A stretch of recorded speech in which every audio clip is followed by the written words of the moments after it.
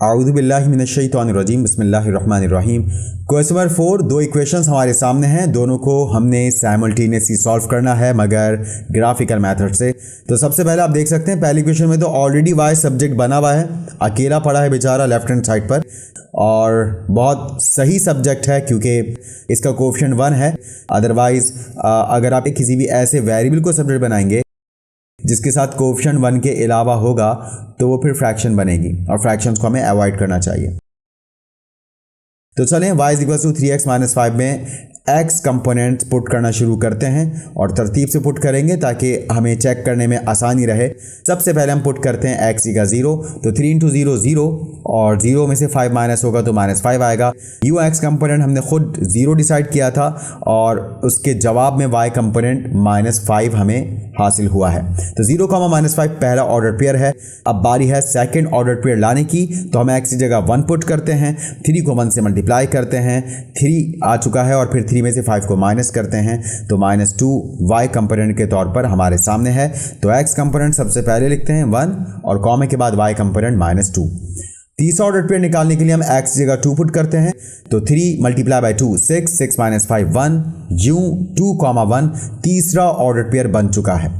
अब हम x की जगह 3 पुट करते हैं, 3 × 3 9 होता है, 9 - 5 4 होता है, तो 3, 4 ये चौथा ऑर्डर पेयर है। अब हम इन चारों ऑर्डर पेयर्स को टेबल में लिख देंगे, और पहला ऑर्डर पेयर आ गया 0, -5, फिर 1, -2, 2, 1 एंड 3, 4। तो x कंपोनेंट्स तो आप सारे देख सकते हैं 1 1 के गैप से हैं, 0 1 2 3, मगर जो y कंपोनेंट्स हैं उनमें 3 का गैप चल रहा है, -5 + 3 -2, -2 + 3 1, 1 + 3 4, और गैप्स का सेम आ जाना ये खुशी की बात है कि अल्लाह का शुक्र है कि हमसे किसी किस्म की कोई गलती नहीं हुई, क्योंकि अगर हम कहीं मिस्टेक करते या कोई गलत ऑर्डर पेयर लेकर आते तो इन ऑर्डर पेयर्स को तरतीब से लिखने के बाद, तरतीब से मुराद हमने क्योंकि x की वैल्यूज पुट की थी तो हमने x की वैल्यूज को तरतीब में लिखा 0 1 2 3, और उससे रिलेटेड y कंपोनेंट्स को नीचे लिखते गए। तो इस तरतीब से लिखने के बाद ऑर्डर्ड पेयर्स में जो डिफरेंसेस हैं, जो कोऑर्डिनेट्स में डिफरेंसेस हैं वो बराबर हैं, इसका मतलब ये सही है। अगर कहीं पर भी डिफरेंस आउट हो जाता तो इसका मतलब हमें उस ऑर्डर्ड पेयर को जाके चेक करना पड़ता, क्योंकि वहाँ कोई ना कोई गलती निकल कर आती। अब बारी है इक्वेशन 2 की। इक्वेशन 2 है x + y = 11। यहाँ पर अभी हम x को ही सब्जेक्ट बना लेते हैं क्योंकि दोनों के साथ कोएफिशिएंट 1 है, हमारी मर्जी है जिसको चाहे सब्जेक्ट बनाए। तो y को उठा के उधर ले आते हैं राइट हैंड साइड पर, जो प्लस में था तो यहाँ के माइनस में हो गया। ux = 11 - y, ये वो इक्वेशन है जो हमें ऑर्डर्ड पेयर्स देगी दूसरी इक्वेशन के लिए। तो y की जगह सबसे पहले हम 4 पुट करते हैं, हमारी मर्जी होती है जो मर्जी चाहे हम पुट करें। यहाँ 1 पुट क्यों नहीं कर रहे, तो इसकी वजह यह कि अगर हम 11 में से 1 माइनस करते तो आपको पता है कि फिर 10 आता, और 10 डबल डिजिट, और हम डबल डिजिट को अवॉइड करते हैं ताकि हमें ज़्यादा लंबी गिनती ग्राफ पर मैनेज ना करनी पड़े। तो जितनी छोटी गिनती होगी उतना अच्छा होगा। तो इस वजह से छोटे से छोटे ऑर्डर पेयर्स लाने के लिए हम यहाँ सबसे पहले y की जगह 4 पुट कर रहे हैं। तो y की जगह 4 आने के बाद 11 में से 4 माइनस होगा 7 हो जाएगा, और ऑर्डर पेयर में पहले x कंपोनेंट 7 और कॉमा के बाद y कंपोनेंट 4। अब हम y की जगह 5 पुट करते हैं, तो 11 - 5 6, तो ऑर्डर पेयर बन गया 6, 5। अब y की जगह 6 पुट करते हैं, तो 11 में से 6 माइनस हुआ 5 आ गया, ये ऑर्डर पेयर बन गया 5, 6। उसके बाद हम y की जगह 7 पुट कर रहे हैं, तो 11 में से 7 माइनस होकर 4 आ गया, और फिर हम ऑर्डर पेयर लिख रहे हैं सबसे पहले हमेशा की तरह x कंपोनेंट 4 और कॉमा के बाद y कंपोनेंट 7। यूं चारों ऑर्डर पेयर्स मुकम्मल हुए, और अब हम इन चारों ऑर्डर पेयर्स को एक टेबल में लिखते हैं। तो 7, 4, 6, 5, 5, 6 एंड 4, 7, ये हमने सारे ऑर्डर पेयर्स यहाँ पे लिख लिए। और अब हम चेक करते हैं कि क्या तरतीब से लिखने के बाद, क्योंकि आपने y कंपोनेंट्स की वैल्यूज़ खुद यहाँ पर देखा कि बिल्कुल तरतीब से हमने पुट की हैं, पहले 4 फिर 5 फिर 6 फिर 7, तो y कोऑर्डिनेट्स में तो एक एक का गैप है। अगर हम x कोऑर्डिनेट्स सही लेकर आए हैं तो x कोऑर्डिनेट्स में भी गैप सेम होगा। तो 7, 6, 5, 4, बिल्कुल जी, x कंपोनेंट में भी इत्तेफाक से 1 1 का ही गैप है, और ये गैप कहीं पर भी आउट नहीं हुआ। इट मीन्स के आप इन चारों ऑर्डर पेयर्स को भी जब ग्राफ पे प्लॉट करेंगे तो एक स्ट्रेट लाइन बाआसानी बना लेंगे इंशाल्लाह। अब हम चलते हैं ग्राफ बनाने की जानिब। सबसे पहले ग्राफ पेपर जो आपके सामने है इसको हम बिल्कुल 4 बराबर हिस्सों में तकसीम करेंगे, और हर एक हिस्सा क्वाड्रेंट कहलाता है, जिसको हम पिछले लेक्चर में डिस्कस कर चुके। तो सबसे पहले अगर हम वर्टिकली इस ग्राफ पेपर को हाफ करना चाहते हैं तो हम हॉरिजॉन्टली बॉक्सेस को काउंट करेंगे और आप देख सकते हैं बोर्ड लाइन में बिग बॉक्सेस मौजूद हैं। इनको अगर हम काउंट करें तो ये बनते हैं 8 और 8 का हाफ 4 होता है। इट मीन्स एग्जैक्टली जहां पर चौथा बॉक्स खत्म हो रहा है हम वहां पर एक वर्टिकल लाइन जो कि वाई एक्सिस है वो ड्रॉ कर देंगे और फिर इसी पेज को हम हॉरिजॉन्टली भी 2 बराबर टुकड़ों में तकसीम करेंगे, जिसके लिए number of boxes vertically count करेंगे जो कि 10 है। 10 का हाफ 5 होता है और यूं जहां पर 5 बॉक्सेस मुकम्मल हुए वहां पर हमने एक लाइन ड्रॉ कर दी। ये लाइन एक्स एक्सिस है। अब बारी है स्केल सेट करने की। तो स्केल सेट करने के लिए हम सिंपल पॉजिटिव एक्स एक्सिस पर वर्क करते हैं और आप देख सकते हैं पॉजिटिव एक्स एक्सिस पर 4 बिग बॉक्सेस हैं और हर बिग बॉक्स में रॉ के अंदर 10 स्मॉल बॉक्सेस हैं। तो number of total small boxes अगर हम कैलकुलेट करें तो 4 बिग बॉक्सेस में मौजूद हर रॉ में 10 स्मॉल बॉक्सेस से मल्टीप्लाई कर लेते हैं तो 4 इंटू 10 आप जानते हैं यहाँ पर 40 स्मॉल बॉक्सेस आ चुके हैं। अब हम स्केल कैसे सेट करें? तो स्केल सेट करने का बड़ा आसान तरीका आप देख सकते हैं। अल्हम्दुलिल्लाह हमने सिंगल डिजिट में अपने तमाम ऑर्डर्ड पेयर्स को मैनेज किया है।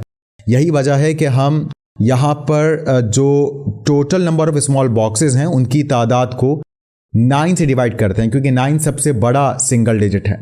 अब भले आप हाईएस्ट वैल्यू 7 लाए हों 8 लाए हों, लेकिन हम यहाँ पर 9 से डिवाइड करते हैं ताकि हमारा अच्छा खुला बड़ा ग्राफ बने।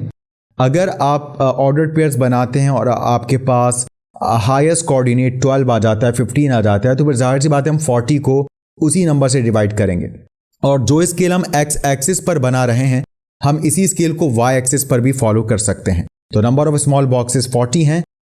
हाईएस्ट जो सिंगल डिजिट होता है वो 9 होता है। तो आप यहाँ पर 40 को 9 से डिवाइड करेंगे तो 4.444 एंड सो ऑन आ जाएगा। जब भी हमारे पास डिवाइड करने के बाद वैल्यू डेसिमल में आए तो हम पॉइंट के बाद मौजूद डिजिट्स को इग्नोर करते हैं और पॉइंट से पहले जो नंबर है उसे एज होल नंबर कंसीडर करते हैं। जो हम इस नतीजे पर पहुंचे कि 4 स्मॉल बॉक्सेस 1 यूनिट के इक्वल होगा और यही स्केल हम नेगेटिव एक्स एक्सिस पर भी वाई एक्सिस पर भी फॉलो करेंगे। बहुत ध्यान के साथ हम यहाँ स्केल बनाना शुरू करते हैं और बहुत बारीकी से आपको काउंट करना होगा। हर 4 स्मॉल बॉक्सेस के बाद आप एक मार्क लगाएंगे जहां वो 1 यूनिट कहलाएगा। फिर मज़ीद बहुत ध्यान से अगले 4 बॉक्सेस को काउंट करेंगे और फिर एक और मार्क लगाएंगे, वो दूसरा यूनिट वहां पर होगा। बिल्कुल ऐसे ही हम हर 4 स्मॉल बॉक्सेस के गैप से मार्किंग करते जाएंगे। एक्स एक्सिस पर भी हम इस तरह से मार्क करेंगे, पॉजिटिव एक्स पर भी, नेगेटिव एक्स पर भी, और बिल्कुल वैसे ही हम वाई एक्सिस पर भी हर 4 स्मॉल बॉक्सेस के बाद मार्किंग करेंगे और फिर काउंटिंग लिखकर इसको मुकम्मल कर लेंगे। वाई एक्सिस पर तो हमारे मार्क ज़्यादा लगेंगे क्योंकि आप देख सकते हैं वाई एक्सिस पर एक तरफ ऊपर की तरफ भी 5 बिग बॉक्सेस हैं, नीचे की तरफ भी 5 बिग बॉक्सेस हैं। बट क्योंकि हम कोऑर्डिनेट्स सिंगल डिजिट्स में लाए हैं, जैसा कि आप देख भी सकते हैं दोनों इक्वेशंस के इस वक्त एक्स और वाई कंपोनेंट्स आपके सामने हैं, तो हम यहाँ पर 9 तक भी काउंटिंग लिख लें तो इनफ है। तो आप देख सकते हैं कि 9 तक की काउंटिंग हमने हर जगह लिखी है, पॉजिटिव एक्स पर भी, नेगेटिव एक्स पर भी, पॉजिटिव वाई पर भी और नेगेटिव वाई पर भी। तो सबसे पहले पहली इक्वेशन के ऑर्डर पेयर्स को ग्राफ पे प्लॉट करते हैं। सबसे पहला जो ऑर्डर पेयर है वो 0,-5 है। एक्स 0 वाई एक्सिस पर ही होता है। यही वजह है कि वाई एक्सिस पर जहां पर -5 लिखा है एग्जैक्टली यही पॉइंट 0,-5 है। अब हम प्लॉट करेंगे 1,-2। तो x के 1 से जाने वाली लाइन जहां y से आने वाली लाइन -2 से टकरा गई है, इसी पॉइंट को हम कहते हैं 1,-2। उसके बाद 2,1 प्लॉट करते हैं। तो x के 2 से निकलने वाली लाइन, y के 1 से निकलने वाली लाइन जहां ये टकरा गई, यही पॉइंट है 2,1। अब हम 3,4 प्लॉट करते हैं। तो x के 3 से आने वाली लाइन, y के 4 से आने वाली लाइन, ये जहां मिल गई यही पॉइंट कहलाया 3,4। अब आप देख सकते हैं चारों पॉइंट्स एक स्ट्रेट लाइन बना रहे हैं। इन चारों पॉइंट्स को हम मिला देते हैं, क्यों एक स्ट्रेट लाइन हमारे सामने है। अब इक्वेशन 2 के ऑर्डर पेयर्स को ग्राफ पे प्लॉट करते हैं। सबसे पहले 7,4। तो x के 7 से आने वाली लाइन, y के 4 से आने वाली लाइन, ये जहां मिल गई यही पॉइंट कहलाया 7,4। अब अगला पॉइंट है 6,5। तो x के 6 से जैसा आप देख रहे हैं एक लाइन आ रही है, y के 5 से एक लाइन आ रही है, जहां ये लाइंस मिल गई वो पॉइंट कहलाया 6,5। अब हमें 5,6 इस पॉइंट को प्लॉट करना है। तो x के 5 से आने वाली लाइन, और y के 6 से आने वाली लाइन ये एग्जैक्टली इस जगह पर मिल गई हैं और यही जगह 5,6 है। आखिरी ऑर्डर पेयर भी प्लॉट करते हैं 4,7। तो x के 4 से आने वाली लाइन, y के 7 से आने वाली लाइन जहाँ ये मिल गई ये है 4,7। और आप देख सकते हैं यहाँ पर ये चारों के चारों जो ऑर्डर पेयर्स हैं वो एक स्ट्रेट लाइन बना रहे हैं, इनको मिलाते हैं और एक स्ट्रेट लाइन बनाते हैं।